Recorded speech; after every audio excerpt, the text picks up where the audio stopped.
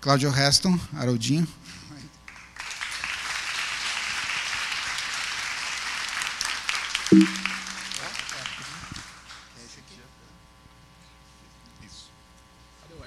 Senti até importante, assim, agora, com essa apresentação do mestre. E aí?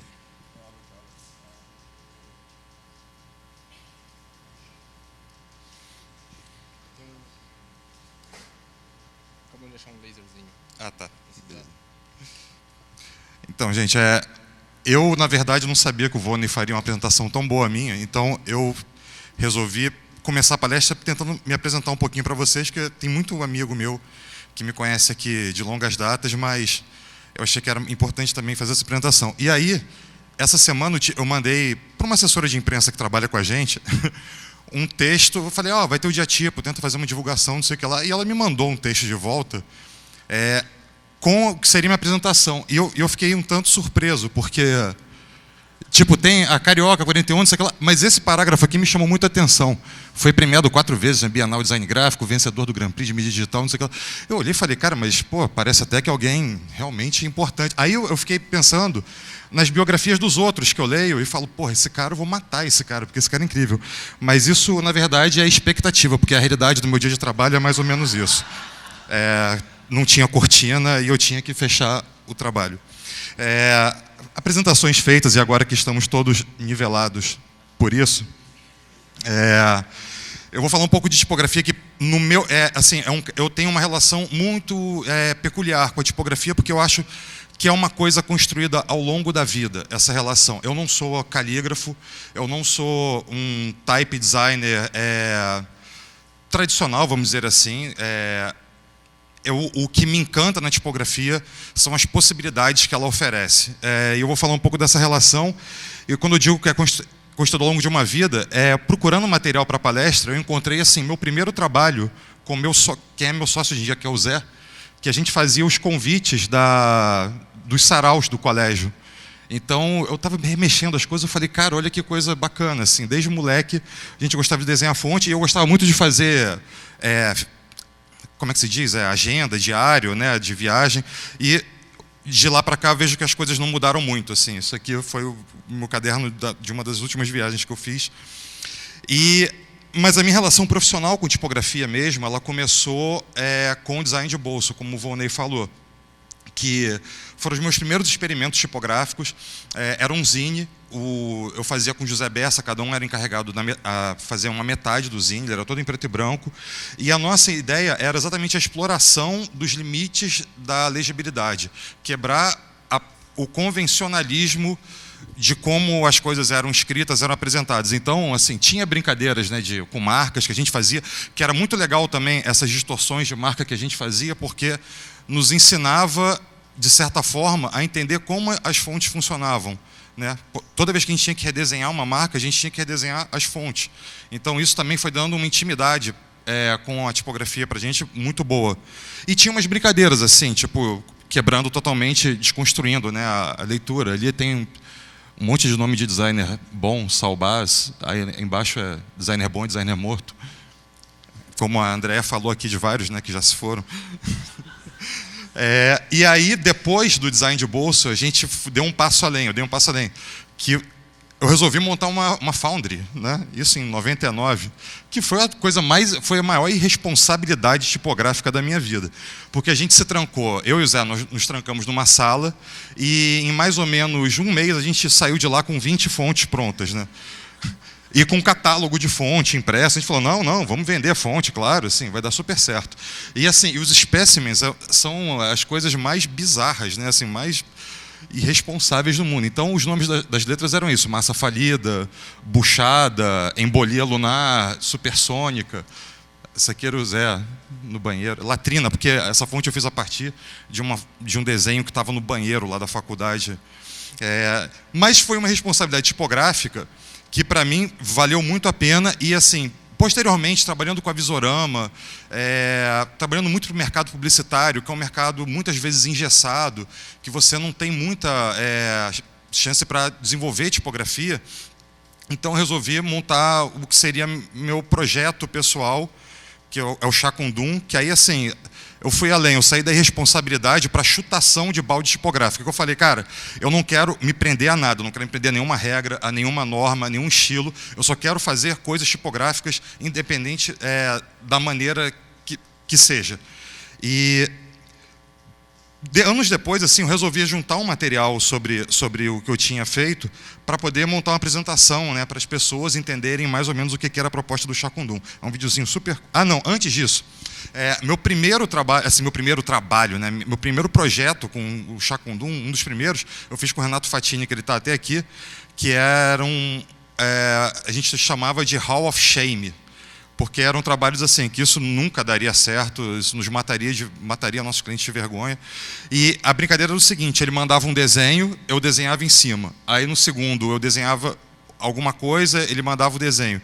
E por aí foi, assim. Então era uma brincadeira de ilustração com tipografia, feita toda online e à distância, né? Assim. E aí, depois disso, eu resolvi montar uma pequena apresentação para as pessoas entenderem mais ou menos o que era o trabalho que eu fazia com o Chacundum.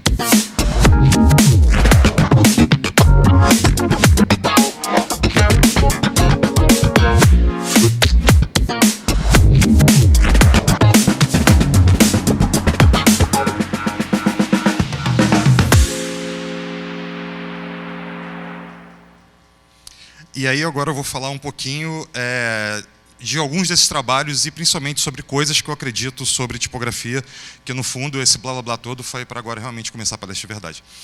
Em primeiro lugar, eu acredito que tipografia é imagem. Eu não acredito, a tipografia fonte não serve só para escrever texto, serve como ferramenta de ilustração também. Segundo lugar, tipografia fascina, legibilidade não.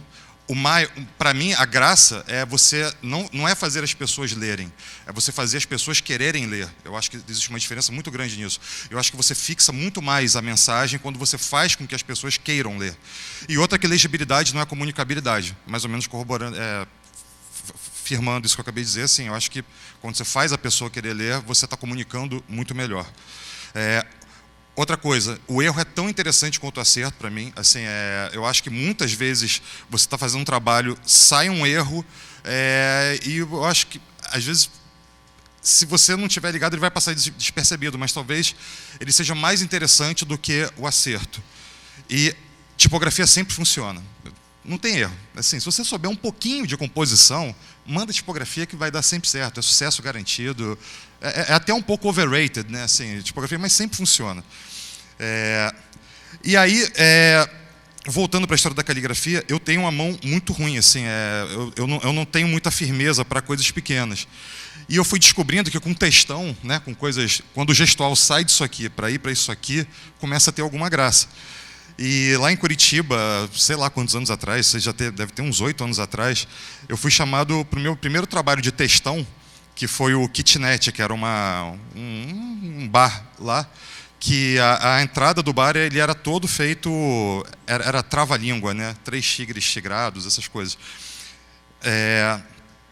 Logo depois, eu fui chamado, depois do primeiro textão, eu fui chamado para um segundo textão, que era eu gosto muito de falar do processo das coisas, que eu acho que o processo às vezes é muito mais legal do que o resultado final. Então, assim, eu tinha um fim de semana para fazer um balcão. E eu era muito ruim com tinta na época, assim, eu não conseguia firmar. E o balcão tinha que ser invertido, tinha que ser branco sobre fundo marrom. Aí eu tive uma ideia, que foi o seguinte, eu fui lá, eu fiz esse rascunho lá em casa. Aí eu comprei um rolo de vinil vencido, estiquei assim na sala, tipo, tomou conta da sala inteira. Aí fui desenhando, falei, cara, vou fazer uma coisa que seja orgânica, que dê para cortar em casa. Aí eu desenhei todas as letras nesse vinil, numerei todas elas, tirei uma foto para entender como é que seria o desenho. Aí fui lá no balcão, assim, pedi sim, era um balcão de lanchonete. Então, assim, o desgaste daquilo era muito grande. Então, tinha que ser pintado com uma tinta muito resistente. Então, esse era o meu maior problema. Aí fui lá, colei primeiro, né, posicionei, depois colei os adesivos. Por que o vinil vencido? Porque o vinil vencido depois eu conseguiria arrancar, depois que o cara passasse a tinta. E aí, tipo, uma vez colado, o cara passou a tinta, aí sim, depois a gente arrancou. Pena que eu não tenho uma imagem mais bonitinha do bar. Mas assim, isso aí foi um trabalho feito assim, sei lá, acho que em 2 horas em casa, eu cortando as coisas, e mais 2 horas para colar. De novo, eu acho que o processo é mais interessante que o resultado. Esse foi um outro bar que eu fiz lá em Curitiba, que eram 3 paredes que eu faria nesse bar. Uma era em corte, madeira recortada em router, né, de corte, que foi essa aqui. A outra era um backlight no subsolo da boate. Isso aqui, assim, eu procurei a fonte mais podre que teria da fonte. Falei, cara, eu preciso de uma fonte horrível, porque eu acho que com fonte horrível dá para fazer coisa... Aquilo que eu falo, tipografia sempre funciona.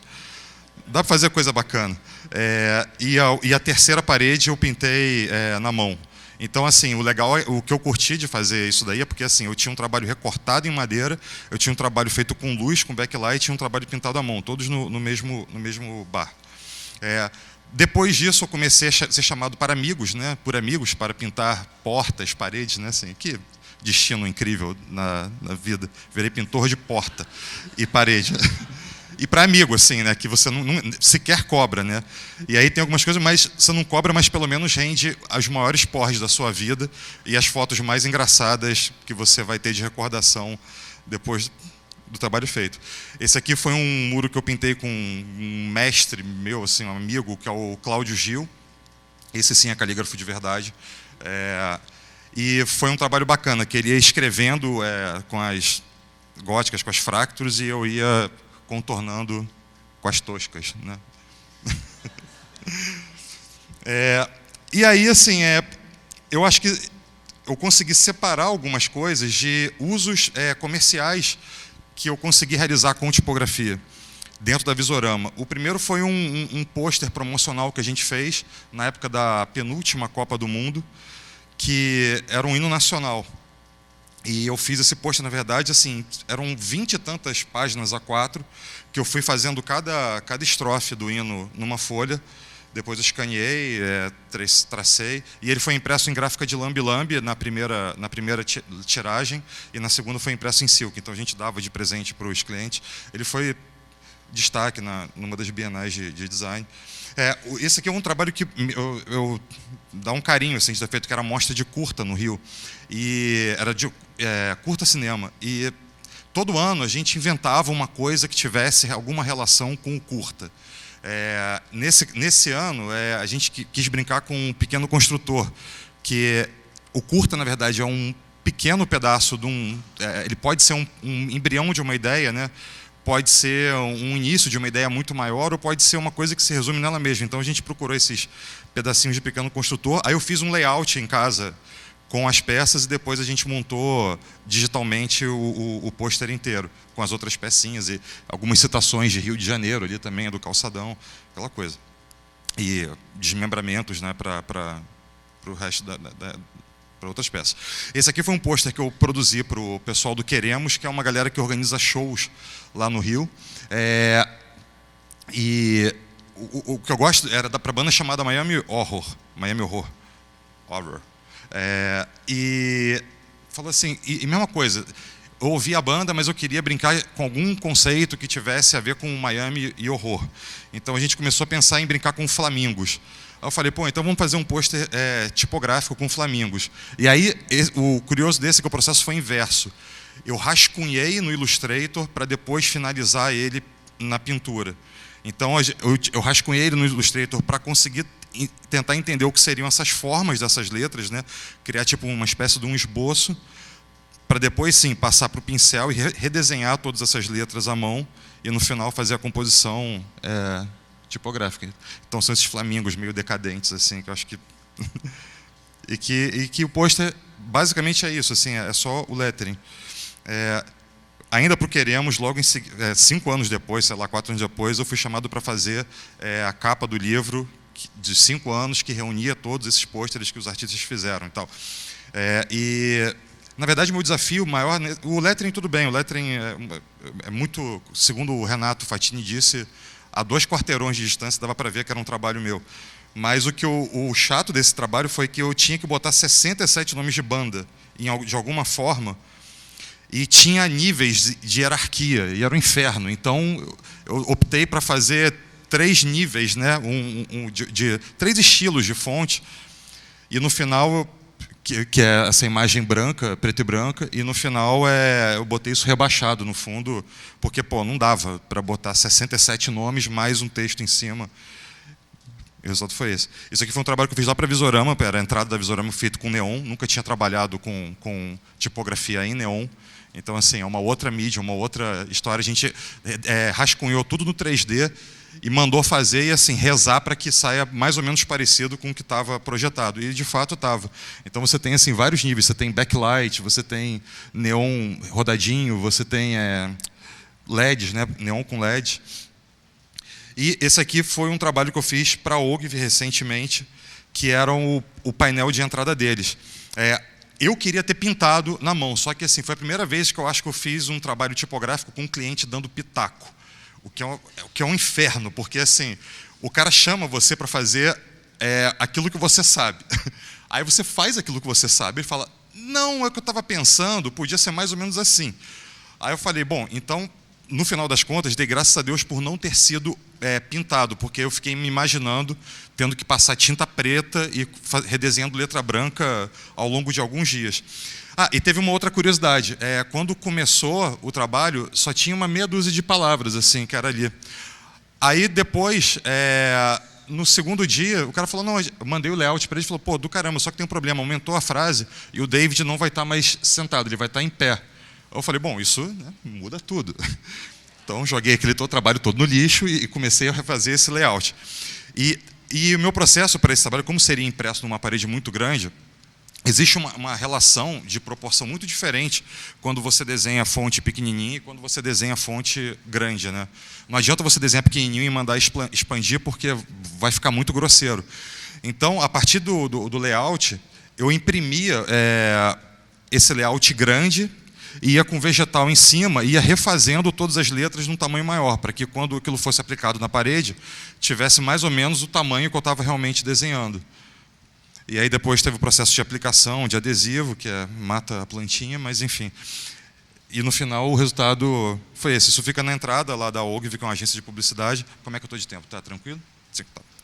E depois gerou uma série de pôsteres que foram feitos para eles, assim, a partir das frases do David Ogilvy, que estavam lá no paredão da entrada, gerou uma série de pôsteres.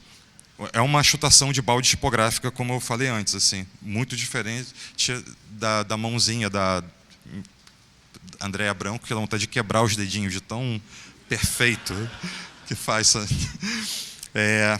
E, recentemente, no início desse ano, consegui realizar, sei lá se é um sonho, um desejo, um fetiche, mas eu fiz uma exposição, fui chamado para realizar uma exposição no Centro Cultural da Justiça Federal, e obviamente que minha exposição não poderia ter outro tema senão tipografia.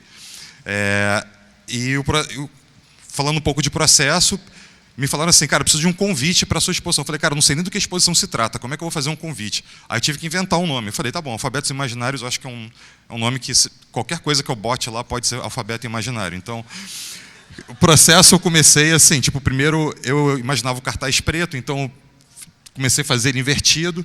Aí depois eu falei, pô, isso vai ficar horrível se eu escanear. Aí eu redesenhei mais ou menos as letras separadas, em folhas A4, para depois escanear e montar a lambança tipográfica que foi o convite. Segundo passo, eu tinha imaginado a exposição não como obras individuais, mas sim um ambiente que você entrasse e ficasse meio que imerso pela tipografia. Então, antes mesmo também de surgir o que seria colocado, eu já imaginei mais ou menos como é que seria esse espaço. E aí eu falei com uma amiga minha, Andréa Lopes, que ela é roteirista da Globo, ela faz o programa Tá No Ar, e é escritora também. Eu falei, cara, preciso de frases, me ajuda a construir essas frases.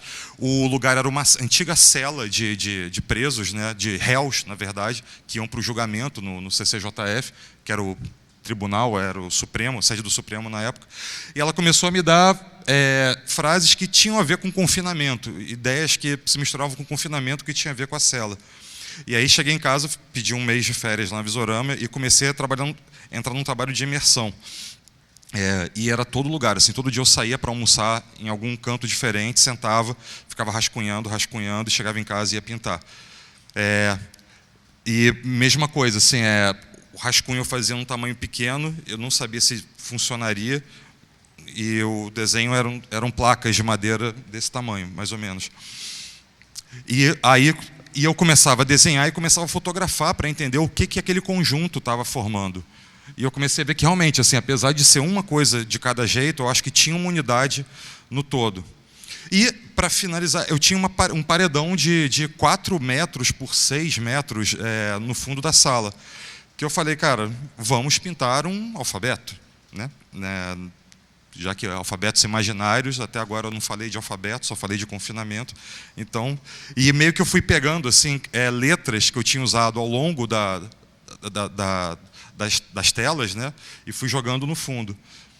Assim, teve uma curiosidade, eu sou tão cara de pau que eu me lembro que quando fui fazer o G, eu falei, pô, no dia tipo eu vi um G que era tão legal que eu tinha tirado foto, que era esse aqui. Eu falei, acho que eu vou fazer um G tipo aquele. Ficou igualzinho. Né? Ficou perfeito. Mas eu me lembro, eu falei, cara, ele tinha uma curva tão legal, acho que eu vou fazer. Aí fiz de cabeça, né? Nossa, ficou idêntico. Mas esse paredão, para mim, rendeu a melhor foto da minha vida, que eu adoro essa foto, que é um paredão tipográfico de 6 metros por 4 e pouco, sei lá. E aí a montagem. Na hora da montagem, a gente fez alguns ajustes no layout que eu tinha feito, e no final, assim, o resultado era mais ou menos esse. Assim, eram placas... A sala ela não era muito grande, então você tinha realmente uma sensação isso aqui está mais real, assim, está passando mais essa sensação. E para finalizar, a minha última responsabilidade tipográfica desse ano, assim, não só satisfeito em ter tido a cara de pau de fazer uma exposição, me chamaram para fazer uma segunda, para participar de um evento lá no Rio chamado Arte Rua, que reúne artistas de rua. Arte de rua, para mim, parece malabares, né? Mas grafiteiros, que eu também não sou. Mas, enfim, eu tinha um stand lá, e aí o que eu fui fazer? Eu falei, bom, já que eu tenho um espaço para exposição, farei tipografia. Isso aqui, quando eu falo que o acerto é melhor que o erro, e que, quer dizer, pode ser tão bom quanto, e que às vezes a gente não presta atenção, hoje, vendo as fotos, eu teria parado aqui. Tipo, eu não teria completado o lettering. Eu acho aquele nível 3 muito mais bonito do que o resultado final. Mas tudo bem, funcionou também. Eu tinha que destacar também o meu espaço de exposição no meio de 20, 30 expositores. E aí eu falei, gente, mas o que eu vou botar lá? Aí comecei a entrar num processo insano em casa de desenhar tudo. Falei, vou fazer caligrafia, vou fazer caligrafia. Eu falava, nossa, que horror que está isso. Aí começava a misturar desenho com fonte, tentava fazer stencil. Eu falei, não, chega, vou fazer gravuras, vou fazer silk, que eu posso desenhar na mão, eu tenho um controle mínimo do meu trabalho. E aí, enfim, eu fiz um videozinho para mostrar o processo de silk, né, das obras, mas eu acho que é mais legal até mostrar o resultado, já que o tempo está curto. Que eu produzi quatro telas, na verdade. Que a primeira foi essa, porque eu falei, cara, eu tenho uma semana para produzir coisas para estar à venda no stand. Então, a primeira coisa que eu pensei, eu falei, cara, o prazo é apertado e a verba é curta. Vamos ver o que a gente vai fazer. Segundo, tinha que ser comercial, o que eu colocaria à venda lá. Então, falei, vamos pegar uma letra dos Beatles, né? You Say Goodbye, and I Say Hello, que acho que sempre funciona. Foi a segunda tela. A terceira, eu falei, preciso agradar um público também mais adulto. Aí peguei os músicos do Kind of Blue, que foi um disco divisor de águas do jazz, e fiz a terceira tela. E na quarta, já que minha única obra da minha exposição tinha sido... como é que se diz? Tinha morrido lá, porque pintaram a parede por cima. Eu resolvi recriar, redesenhar o que eu tinha feito para ter aquele muro em casa. E aí, no final, o resultado era esse. Se eu pudesse dar 3 conselhos para finalizar, se é que eu tenho capacidade para isso, eu separei 3 trabalhos que eu acho que resumem muito bem assim, o que eu penso. Tipografia, press start and never stop. Assim, se começar, é um mundo sem volta. É pior que crack. Uma vez dentro da tipografia, você não sai nunca mais dela. Live life as it was a playground. Isso aí foi um trabalho que eu fiz para a Fanta e que eu carrego comigo, e eu quase dá para trocar live por type. As it was a playground. Para mim, tipografia é um playground. E trabalhem, amem e tipografem. Com amor e com afeto. Muito obrigado.